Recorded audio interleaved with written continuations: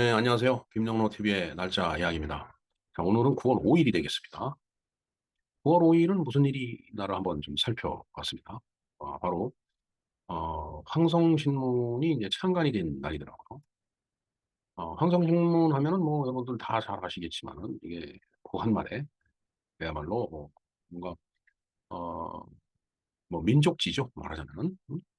어, 뭐 예를 들어서 무슨 뭐 어떤 그 권력에 이게 붙어갖고서 그쪽 편을 드는 그런 마치 무슨 기관지 같은 이제 그런 그 성격의 그 신문이 아니고 그야말로 민족의 정신을 갖다가 떨치기 위해서 만들어진 그런 그 신문이 되고 이게 최초의 그 국한문 혼용체 이제 신문이었습니다.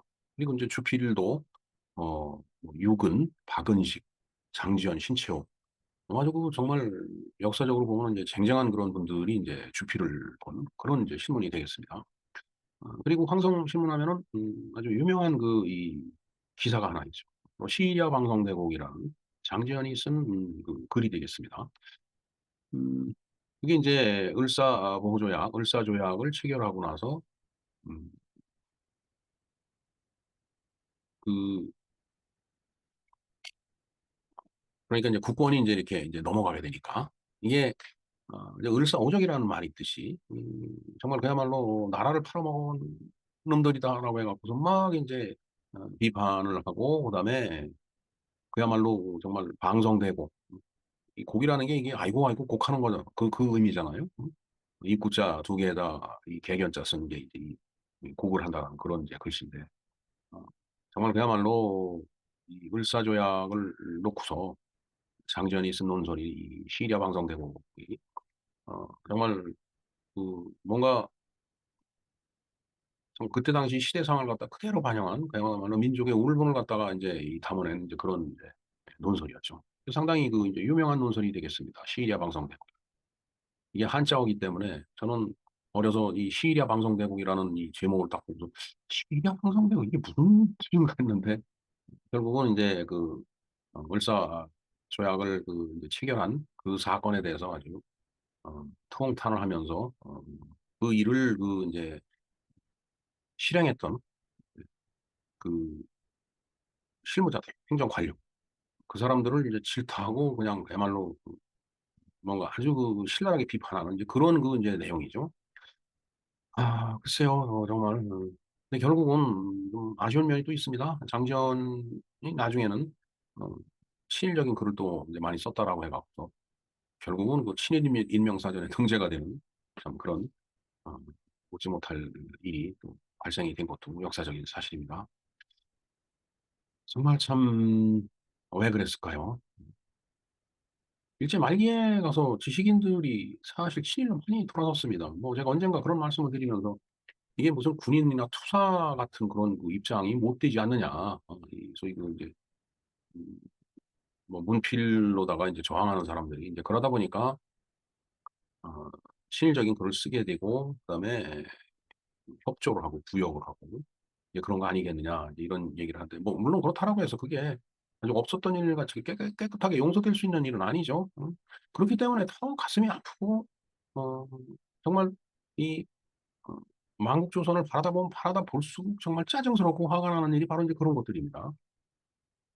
제가 뭐 40년 되면 그 제가 그 이틀 전 그 방송의 날에서도 그 말씀을 이제 드렸지만 단파 방송 그 수신 사건이라는 것이 이제 그 당시 해외로부터 그 세계 정세에 대해서 계속 그렇게 이제 소식이 이제 들어왔을 텐데 물론 그게 이제 전파가 안 돼서 그랬는지 모르지만 그래도 지식인 계층이었다면 그런 정보는 다 갖고 있지 않았을까. 그럼 세계 정세가 어떻고 일본이 곧 어떻게 될 거다라는 얘기를 많이 들었을 텐데 그럼에도 불구하고 일제 말기에 가서 이제 친일적인 글을 쓰고 그쪽으로 돌아섰다라는 건 정말 그 안타까운 우리의 역사적인 사실입니다. 지워질 수 없는 사실이죠. 아무리 거기다 분칠을 하고 어, 뚜껑으로 덮어 씌워도 그 사실이 없어지는 게 아니에요. 역사는 치욕스러운 역사라도 반드시 우리가 기억을 하고 그걸 음, 간직해야 된다? 간직하는 게 아니고 그건 그냥 서 있는 거예요. 시간 쭉쭉 쪽에. 그건 간직하고 싶어 해서 간직되는 게 아니고 버린다고 해서 버려지는 게 아니죠. 이미 지나간 과거에 서 있는 사실이기 때문에 그렇습니다. 네, 말이 좀 길어졌지만은 이 황성신문 창간일을 맞이해서 황성신문이 어떠한 신문인지, 그리고 시리아 방송대국이 어떤 내용을 포함하고 있는지 한번 우리가 알아보는 시간을 갖도록 하겠습니다. 네, 황성신문에 대해서 한번 알아보겠습니다. 1898년 광무 2년에 9월 5일 날 창간이 됐네요. 광무는 이제 고종이 대한제국을 선포하고서 그 이전부터 쓰던 그 연호였죠. 예, 광무. 예. 광무 2년에 이제 9월 5일 날 창간이 됐습니다. 1898년이니까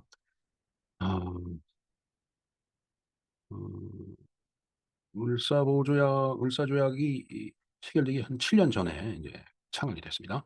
남궁옥, 나수연 등 유학파가 주축이 돼서 창간한 대한제국 시기의 신문이다.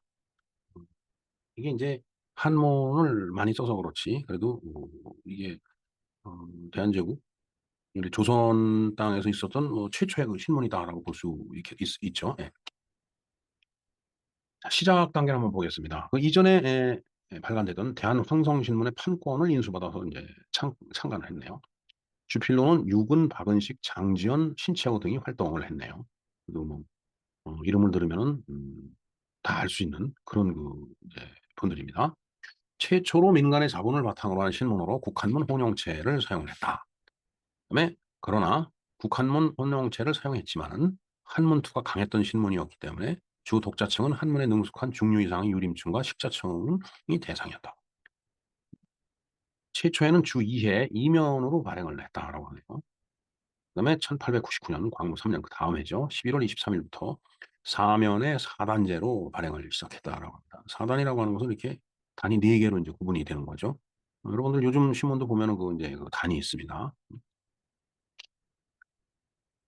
이따 이제 잠깐 그 신문이 그 이제 그 그림이 이제 보여지니까 그때 한번 다시 보기로 하죠. 자, 그러나 1900년 광무 4년 이제 이때부터 이제 위기가 또 찾아왔네요. 1900년 8월 8일자 간행본에서 러시아와 일본의 미략을 폭로하는 기사를 이제 실었다라고 하네요. 글쎄 러시아하고 일본하고 러시아는 이제 호시탐탐 그 부동항을 이제 노리면서 이제 남으로 내려오고, 그다음에 일본은 대륙으로 나가야 된다라고 해갖고 계속 올라오는 해양 세력이었고, 음, 서로 그 충돌할 수는 없는 그런 입장이었죠. 그럼에도 불구하고 음, 서로의 그 이권의 이해관계가 맞아 떨어지면은 서로 미략도 하고 그러는 거예요. 근데 그런 미략을 이제 이 황정신문이 폭로를 했다라는 얘기입니다. 자, 이를 고깝게 여긴 일본의 압력으로 인해 핵심 인물인 남공옥이 투옥당하고 사장직에서 내려왔다. 돼 있습니다. 글쎄요, 뭐 며칠 전 그 8월 31일 날인가요? 그 사상계에 대해서 얘기를 했는데, 그때도 이제 김지아 시인이 오적이라는 걸 실은 바람에 어, 사상계가 이제 폐간이 되는 그런 그 이제 일을 이제 당했는데, 뭐 이제 정부의 압력, 그 소위 권력의 압력이 강하면은 이제 이런 일을 당하게 돼 있는 거죠. 이 이후로 어렵사리 운영을 이어갔지만 1905년 광무 9년입니다. 을사조약에 대한 장지연의 논설 시리아 방송 대국을 계기로 인해서 정간을 당했다. 이 시리아 방송 대국은 굉장히 그 음, 뭐라고 할까요? 굉장히 유명한 이제 그 논설입니다. 저희들이 그 이제 고등학교 다니고 그럴 때 이제 이 역사 시간에서 이제 시리아 방송 대국에 대해서 이제 얘기를 들었죠.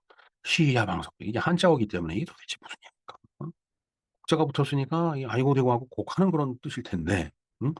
시리아 방송 대국이라는 게 무슨 뜻일까? 이런 이제 생각을 많이 이제 했었죠. 뭐 내용을 보면 그야말로 시리아 방송 대국입니다. 응? 음, 오늘 목놓아 오너라 뭐 이런 뜻일까요? 네. 1910년 경술국치 직후 신문 제호가 강제로 한성신문으로 변경이 됐다. 그러니까 황성신문이 아니다 이거죠.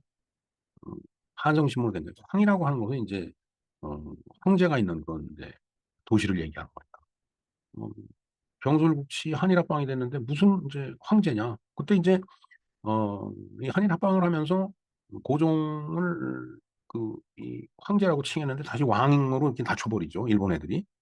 그리고 낮춰버리면서 이제 국호도 대한제국에서 그 조선으로 되돌려 보냅니다. 그리고 나서 어, 그 소위 그 왕공족이라고 하는 일본의 왕공족으로서 이제 이 고종이나 순종이 이렇게 들어가면서 그 일가 친척들이 들어가면서 그 일본 정부로부터 이제 급여를 받아요.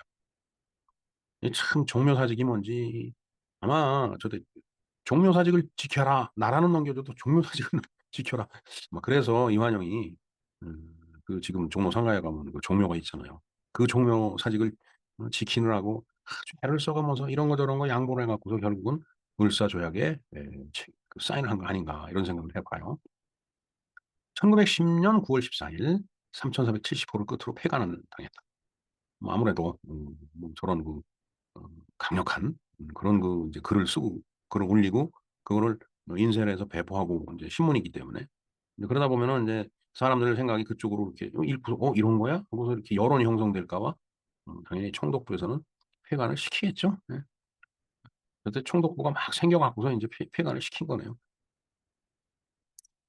8월 말에 경술국 치일이니까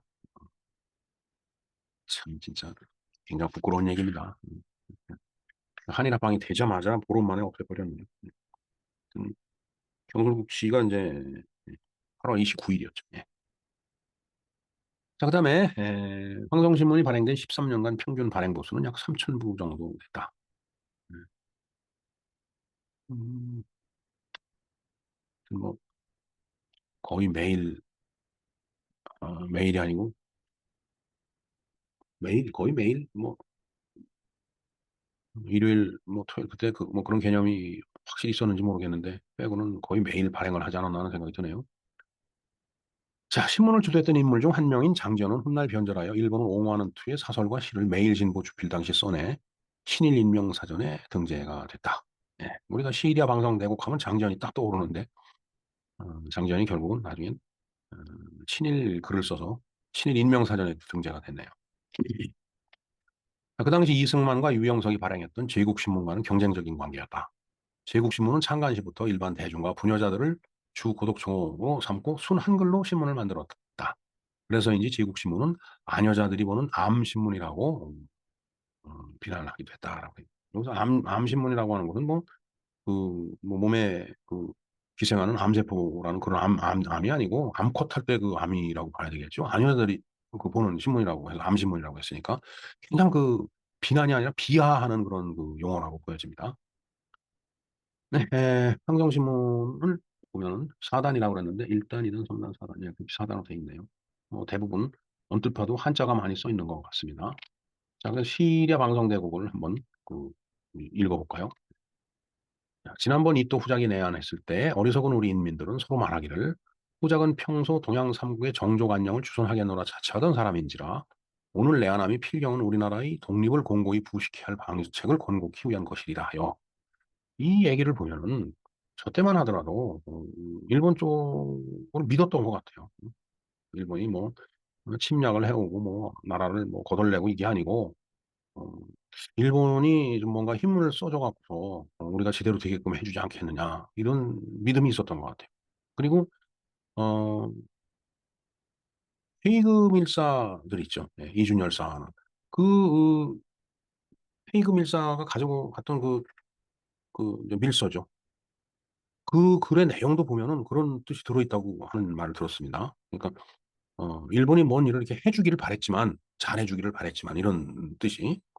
그러니까 참 저때 당시 상황이 어, 글쎄요 일본의 그 저희를 몰라서 그랬던 건지 아니면 정말 그 일본이 그렇게 하려고 했던 건지 아니면 일본한테 속은 건지 참 답답한 얘기입니다. 자 보겠습니다. 그러나 천하일 가운데 예측이 어려운 일도 많도다. 천만 꿈밖에 오 조약이 어찌하여 제출되었는가? 이 조약은 비단 우리 한국뿐만 아니라 동양 삼국이 분열을 빚어낼 조짐인즉 그렇다면 이 또 후작의 본뜻이 어디에 있었던 건가? 있었던 건가? 그것은 그렇다 하더라도 우리 대황제 폐하의 성의를 강경하여 성의가 강경하여 그러니까 대황제는 고종입니다.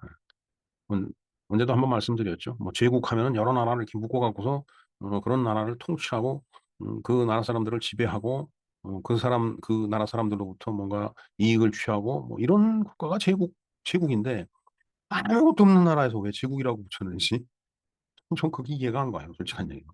그냥 괜히 겉멋이 들어서 그런 것 같기도 하고. 뭐 어찌됐든 제국이라고 칭했으니까 대황제 폐하라고 이제 불러야 되겠죠.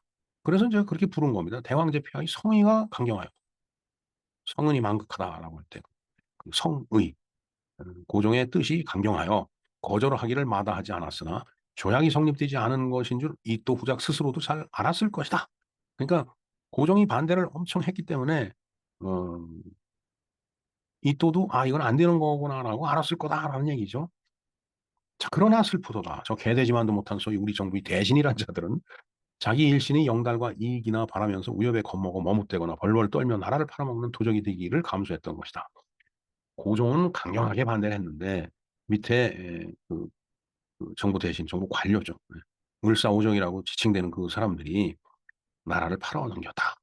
을사조약에 사인을 했다. 이런 뜻이에요.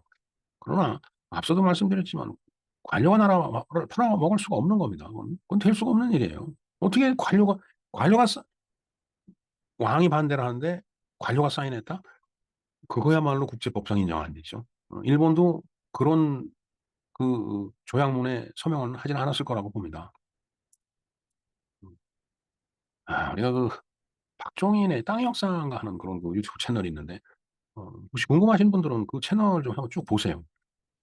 거기에 이때 당시에 그 고종의 태도가 이것도 아니고 저것도 아니고 민기적 짐의 뜻은 뭐 이러하니 뭐 그리하시죠 뭐 아주 애매모호하게 그렇게 얘기를 하니까 걷다가 또 종묘사직은 지켜야 된다고 그러니까 종묘사직은 지켜야 되고 나라를 넘기더라도 종묘사직은 지켜야 참 근데 어찌 보면은 이 장지연이 쓴 이 시리아 방송대국 때문에 을사오적이라는 이 그야말로 역사의 죄인들이 탄생한 건지도 모릅니다. 저렇게 여기서 그렇게 얘기를 했잖아요. 음, 우리 정부의 대신이란 자들이 위에서 보면은 고종의 대왕제 폐하의 성의는 절대 강경했는데 이 대신이란 개 돼지만도 못한 놈들이 나라를 팔아먹었다. 이래서 고종은 잘못이었고 어, 그 밑에 관료 5명이 사인을 하는 바람에 나라가 넘겨졌다. 이렇게 얘기를 그렇게 이제 얘기가 되는 거죠. 이건 굉장히 위험한 생각입니다. 이 다음에 또 똑같은 상황이 벌어지면 또 그런 놈이 나와요. 대충 최고 통치권자로서는 얼버무리고 밑에서 사인하고 오면은 그러니까 여기서 고종이 철저하게 단죄가 돼야지 다시는 그런 통치권자가 안 나오겠죠. 응? 근데 우리는 지금도 고종을 황제, 대한제국 황제, 민비를 보고 명성황후 이런 식으로 떠받치고 있으니까 나라를 대충 물떡주물떡해서 넘어가고 뭐 일본 정부로부터 돈 받고 평생 편안하게 살고 그 자손들도 뭐 영친왕, 은친왕 다 편안하게 살았는데 음, 그러다 보니까 그렇게 해도 되는구나라고는 역사의 어떤 그 역사로부터 교훈을 그렇게 받는 거예요. 나라를 그렇게 넘겨도 되겠구나. 그래도 그 밑에 사인하는데 욕먹네. 나는 추앙받고 그런 놈이 또 나온다는 얘기입니다. 그래서 그 박종인 그 기자가 이제 쓴 책이 그거잖아요. 매국노 고종이라고. 참 고종의 후손들이 그런 말도 안 하는 거 보면은 정말 신기하죠. 네. 4천년 강토 500년의 사직을 남에게 들어 바치고 2천만 생령들로 하여금 남의 노예가 되게 하였으니 저 개돼지보다 못한 외모 대신 박제순과 각 대신들이야 깊이 꾸짖을 것도 없다. 근데 여기는 박제순만 오는 것 붙었네요. 근데 왜 을사오적하면 이완용부터 떠오르나 모르겠어요. 참 이 말이 참 신기합니다. 하지만 명색이 참정 대신이란 자는 정부의 수석임에도 단지 부자로서 책임을 면하여 이름거리나 장만하려 했더란 말이냐. 김청음처럼 통곡하며 문서를 찢지도 못했고 정동계처럼 배를 가르지 못해 그저 살아남고자 했으니 무슨 면목으로 강경하신 황제폐하를 배울 것이며 참 환장하겠습니다. 환장하겠습니다. 그 무슨 면목으로 2천만 동포의 얼굴을 맞댈 것인가. 아유 정말 참 그러니까 우리가 시리아 방송대국이 뭐 명문장이다라고 학교에서 이제 가르치는 것 같은데 이건 명문장이 될 수가 없네요 보니까. 결국 장지원도 또 친일로 돌아섰고 뭐예요 그게 도대체. 응? 정말 슬픈 조선입니다. 슬픈 조선. 만국 조선이에요. 응? 원통한 지고 분한 지고 우리 천만 동포여 노예된 동포여 살았는가 죽었는가 단군과 기자일의 4천년 국민 정신이 하룻밤 사이에 호련히 망할 것인가 원통하고 원통하다 동포여 동포 오통제라. 예, 그 밑에 쓰여 있는 건 원문입니다. 원문은 뭐 읽을 수도 없고 읽어야 무슨 뜻인지도 모르겠고 하여튼 그 해석된 게 이제 읽어드린 겁니다. 제일 밑에 보면 통제 통제 슬프도다 슬프도다 그 뜻이겠죠. 동포야 동포야. 참 정말 저는 물음표를 찍지 않을 수가 없어요. 자, 그렇게 나라를 팔아먹은 일을 행정 관료가 할 수 있는 일인지 정말 물어보고 싶습니다. 장지현에게 물어보고 싶습니다. 또 우리 스스로에게 물어봐야 됩니다. 내무 장관이 국무총리가 나라 팔아먹게 하면 그게 팔아지는 겁니까? 참. 또 장지현은 또 뭐예요? 장지현의 의도가 저는 지금 생각하니까 좀 이상하네요. 고종을 그 면피시켜준 거 아닌가 하는 그런 생각이 듭니다. 고종을 면피시켜주고 그 책임은 몽땅 을사오적 특히 이완용한테 다 덮어씌우고 자기는 또 세월 가면서 친일적인 글을 쓰고 정말 만국조선의 슬픈 단면이 아니라고 할 수 없습니다. 정말 슬픈 조선이었습니다. 네, 오늘은 또 서울시의회의 개원일이기도 하죠. 작년 9월 5일 날 제가 서울시의회 개원 이 방송을 해드린 적이 있습니다. 방송 링크를 걸어 놓겠습니다. 참조해 주시기 바라겠습니다. 네, 이상 김영로 TV의 날짜 이야기였습니다. 감사합니다.